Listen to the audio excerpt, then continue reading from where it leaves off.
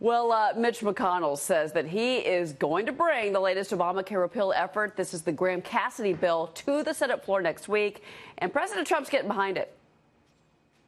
Obamacare is only getting worse. It's dysfunctional now. It's totally dysfunctional. And at some point, the Senate is going to be forced to make a deal.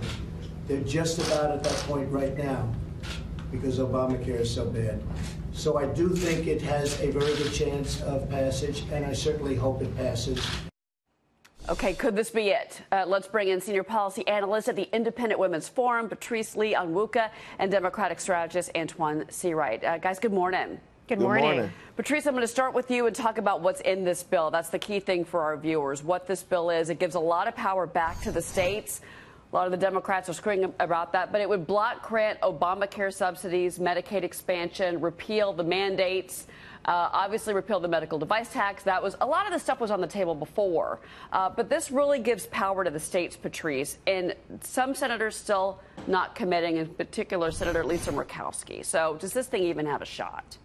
I think it does. I mean, let's just talk about why it's important that states get to decide, make their health care decisions. It's more equitable, which means that big states like California and Massachusetts, which had big health care spending, don't get to dominate all of the federal dollars. And then it's also, it's great for states to craft a plan that's good for their citizens. They know what's best for the people in their constituency. But also, too, Antjuan, you've got President Trump, who's coming out and saying, he's putting the pressure in particular on Rand Paul. Rand Paul not behind this. We should be very clear here. But he put out a tweet saying, basically, Rand Paul is a friend of mine. Here's what he said. But he is such a negative force when it comes to fixing health care. Graham Cassidy bill is great. Ends care. So the president's going after, in particular, Rand Paul, as well as the Republican senators. Is that the right strategy?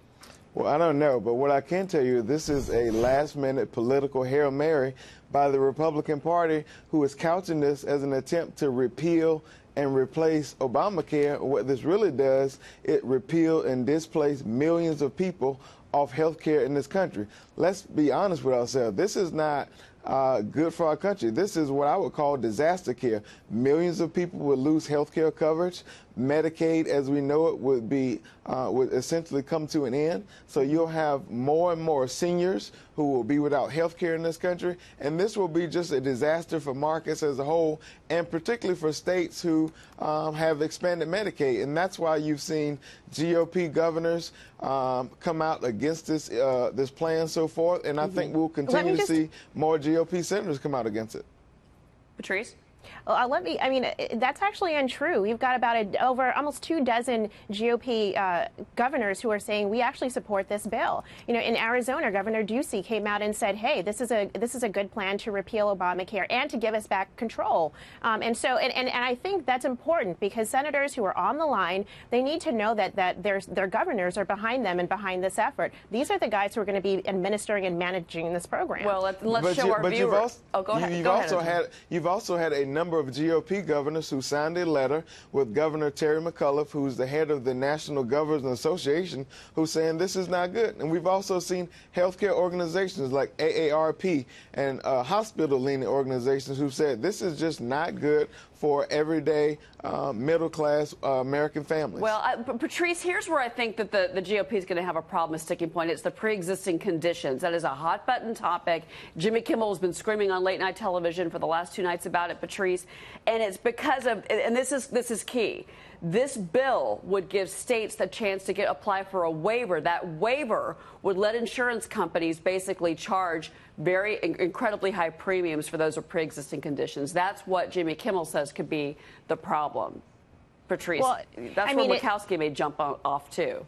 It is a challenge with this bill. Now, just to clarify, the bill doesn't touch pre-existing conditions. It doesn't say, it's going to eliminate them entirely. Now, it's true, states can apply for a waiver. I think that's an opportunity for some private sector innovation here in ensuring that people who do have pre-existing conditions can find something that works for them. It's not to say that people with these conditions will have no health care options. It's to figure out how do we make sure that they can get something that's within their budget. And frankly, Obamacare, for many people, was still not within their budgets. And there's so much to figure out, guys. We're out of time, but I want to thank you, Patrice and Antjuan. Great to have you on the show this morning. Thank you for having us.